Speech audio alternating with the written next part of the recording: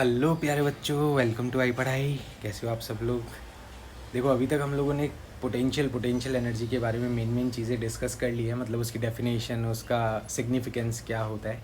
अब हम लोग कुछ एक डेरिवेशंस करेंगे जो हमारे एनसीईआरटी और बोर्ड एग्ज़ाम्स और जेई नीट सबके लिए बहुत इंपॉर्टेंट है। और साथ ही साथ एक चीज़ का ध्यान रखना है कि जो भी चीज़ हम डिराइव कर रहे हैं उनके फॉर्मूलाज आपको याद रहें।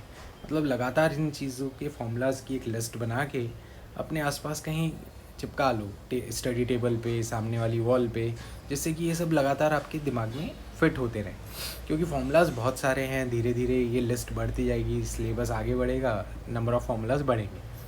तो आज हम लोग देखो डिस्कस करने वाले हैं कि electric potential due to a charge ring कैसे निकालते हैं। जैसा कि हम जानते हैं कि इलेक्ट्रिक पोटेंशियल एक स्केलर क्वांटिटी है, तो हम चार्ज रिंग को छोटे छोटे कई सारे पॉइंट चार्जेस में डिवाइड कर लेंगे और हर चार्ज के पोटेंशियल को दूसरे चार्ज के पोटेंशियल के साथ एल्जेब्रिकली ऐड करते जाएंगे। जैसे यहाँ पर एक डी क्यू चार्ज है, इससे मैं सेंटर पे पोटेंशियल निकालूंगा। तो potential due to small element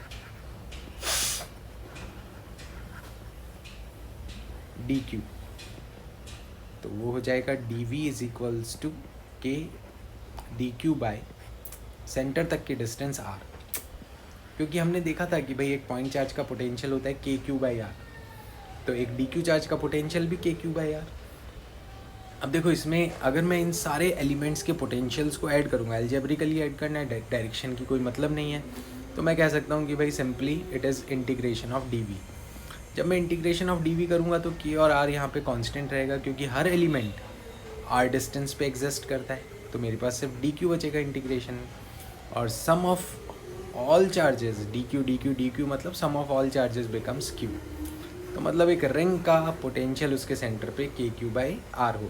बहुत ही सिंपल सा तरीका है, बहुत ही सिंपल सा डेरिवेशन है और बहुत ही इंपॉर्टेंट डेरिवेशन है। अब यहाँ पर एक चीज़ बड़ी इंटरेस्टिंग हमारे सामने आई कि भाई एक रिंग का जो कि यूनिफॉर्मली चार्ज्ड है, सेंटर पे इलेक्ट्रिक फील्ड कितना होगा? It is zero.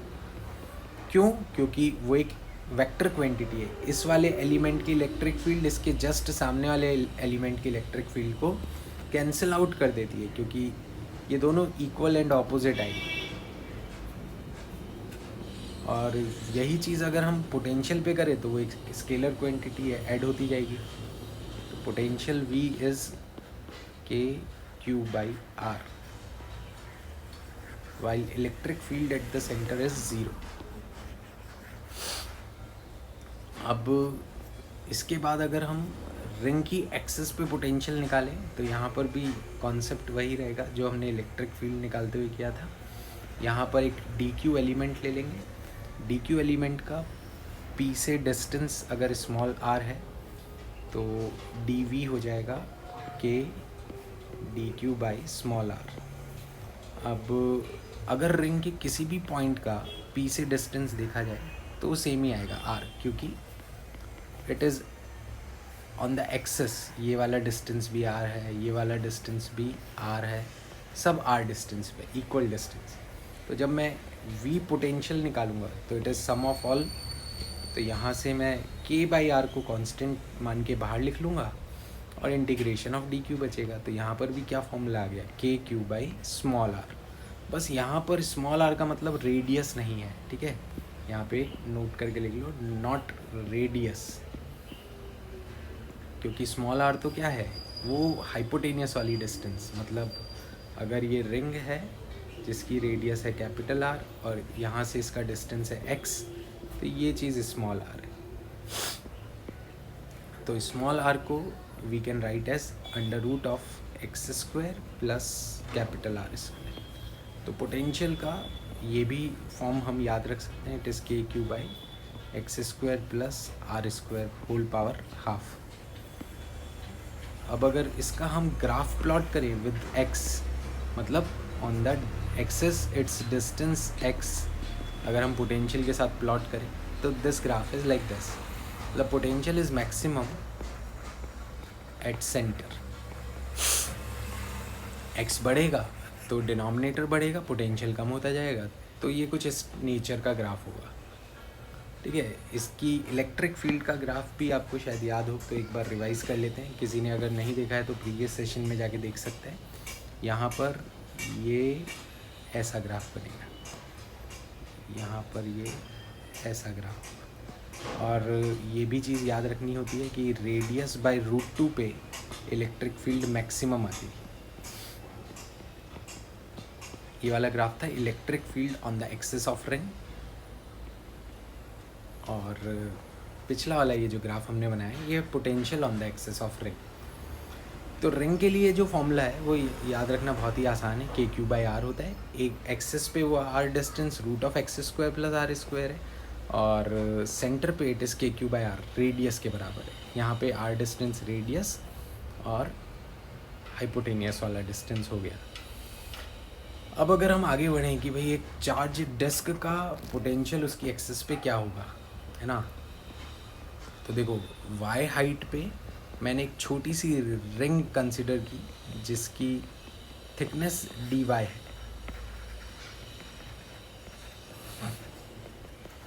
और डिस्क का चार्ज डेंसिटी सिग्मा है। तो dq charge of ring it is sigma times dA, sigma as it is, और dA की जगह आ जाएगा 2πy that is length into thickness dy, length into thickness that becomes area. तो ये हो गया dq।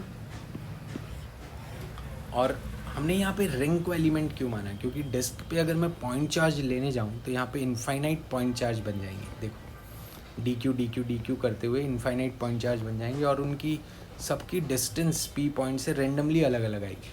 लेकिन अगर मैं रिंग को एलिमेंट ले लेता हूँ तो रिंग का हमें डायरेक्टली फॉर्मूला भी पता है, और रिंग को अगर मैं 0 से लेकर R तक इंटीग्रेट करूँगा तो मुझे डिस्क भी मिल जाएगी। तो ये एक ईजी अप्रोच है। तो अब हमारे पास बनेगा dV = K dq/r। ये रिंग का पोटेंशियल है जहाँ पे स्मॉल r इसकी ये वाली डिस्टेंस होगी। अब इसको सब्सटीट्यूट कर देते हैं, K सिग्मा 2πy dy, और स्मॉल r की जगह आ जाएगा √(x² + y², और इसको इंटीग्रेट करना है हमें to find out net potential. यहाँ पर k की जगह मैं रख देता हूँ 1/4πε0, और सिग्मा इंटू 2π न्यूमरेटर में बाहर, और इंटीग्रेशन में हमारे पास वेरिएबल्स ये दोनों बच जाएंगे। ठीक है, अब ये कैंसिल होके 2 टाइम्स हो गया। और अब हम कुछ integration by substitution method use करेंगे, क्योंकि हमें पता है कि x² + y² को अगर हम t² अस्यूम कर लें तो यहाँ पे x फिक्स्ड है, x एक्सिस का डिस्टेंस है जो कि फिक्स्ड है।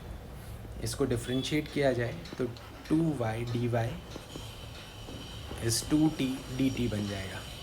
अब ये वैल्यूज़ यहाँ सब्सटीट्यूट करें तो देखो हमारे पास बनेगा सिग्मा बाय ट्वाइस ε0। इंटीग्रेशन में हमारे पास y dy की जगह आ गया t dt, और अंडर रूट में हमारे पास t², तो ये कट के सिर्फ dt बच गया। तो integration of dt is simply t, और t की जगह वापस सब्सटीट्यूट कर दिया जाए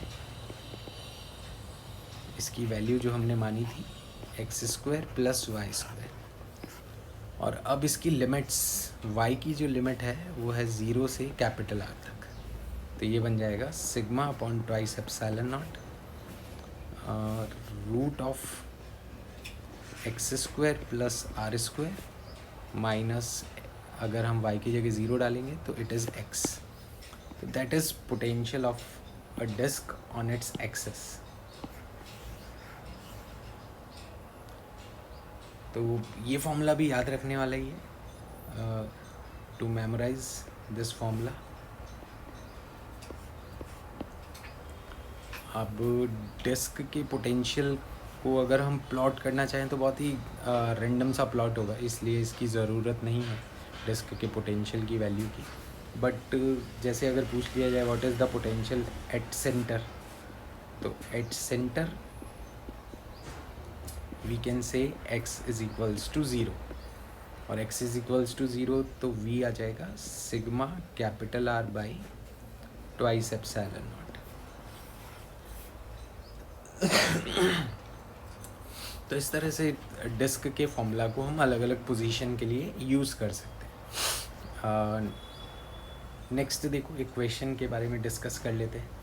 तो यहाँ पर दिया है हमें figure shows a Q charge which is fixed, ये वाला फिक्स्ड चार्ज है at the position in space from large distance another point charge plus Q small m towards plus Q with impact parameter d। Impact parameter देखो ये होता है, मतलब कि one fix charge के सेंटर और आने वाले चार्ज की वेलोसिटी की डायरेक्शन के बीच का परपेंडिकुलर डिस्टेंस, ये इम्पैक्ट पैरामीटर कहलाता है ना। यहाँ डायग्राम में दे रखा है, but in any other case अगर कभी ना दिया हो तो ये वेलोसिटी का डायरेक्शन और इसके पैरेलल ये इसका सेंटर वाला डायरेक्शन, दोनों के बीच की परपेंडिकुलर डिस्टेंस इम्पैक्ट पैरामीटर। तो ये इम्पैक्ट पैरामीटर d के साथ आया और with velocity v find the closest distance. अब देखो इसका मोशन कैसा होगा उसके बारे में सोचते हैं। यहाँ पर ये वाला प्लस क्यू फिक्स्ड है और यहाँ से आने वाला चार्ज जैसे जैसे इसके पास आएगा ड्यू टू रिपल्शन फोर्स वो ऐसे घूमते घूमते घूमते घूमते ऐसे निकल जाएगा। That is Rutherford experiment. Rutherford experiment में यही हुआ था ना कि जो अल्फ़ा पार्टिकल्स गोल्ड न्यूक्लियस के बिल्कुल लाइन में नहीं थे वो डाइवर्ट हो गए थे अपने पाथ से, तो ये वैसा ही डाइवर्ट हो गया। अब मुझे इन दोनों के बीच का क्लोजेस्ट डिस्टेंस बताना है। तो देखो एक पॉइंट का एक कर्व से क्लोजेस्ट डिस्टेंस क्या होता है, तो इस पॉइंट से इस कर्व पे परपेंडिकुलर डिस्टेंस क्लोजेस्ट डिस्टेंस होता है। This is the closest possible distance of the charge Q with this small Q.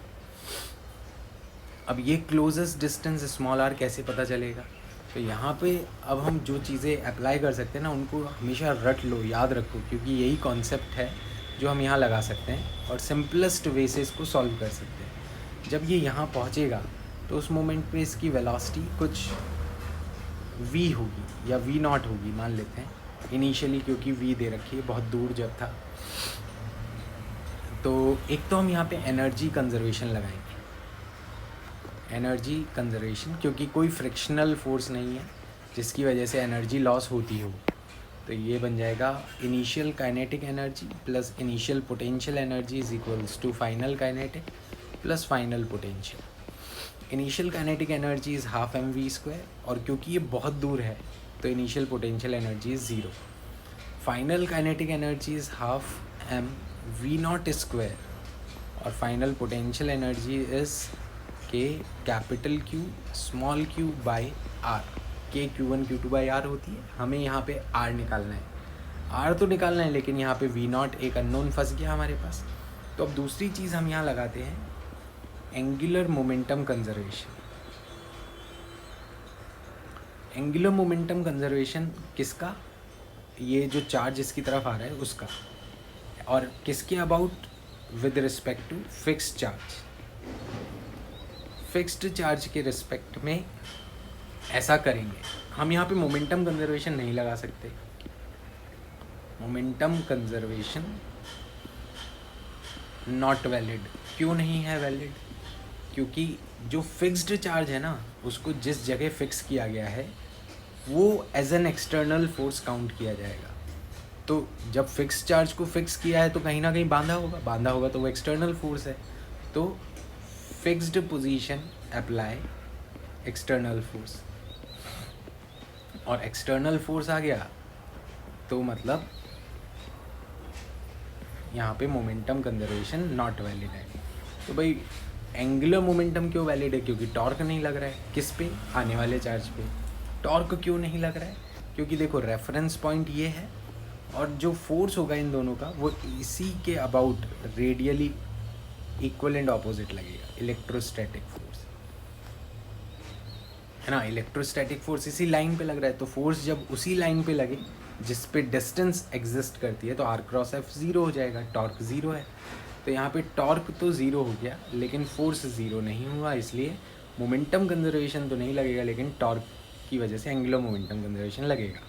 तो एंगुलर मोमेंटम है हमारा इनिशियली mvd, है ना, mass into velocity, momentum into perpendicular distance d, और final angular momentum है mv0 into r।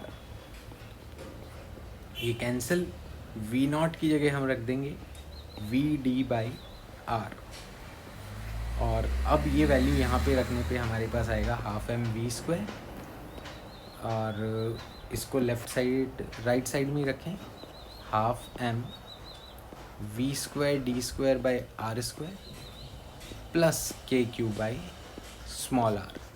अब देखो इसके आगे अभी हम और सॉल्व नहीं कर सकते क्योंकि ये सब वेरिएबल्स हैं, लेकिन अगर ये क्वेश्चन न्यूमेरिकल डेटा के साथ होता तो देखो ये r² और r में एक क्वाड्रेटिक इक्वेशन बन जाएगी जिसके रूट्स हम फाइंड आउट करेंगे और वही हमारा आंसर होगा। एक पॉजिटिव रूट आएगा, एक नेगेटिव, जो पॉजिटिव आएगा वही हमारा आंसर होगा। तो मैं लिख देता हूँ positive root is our answer.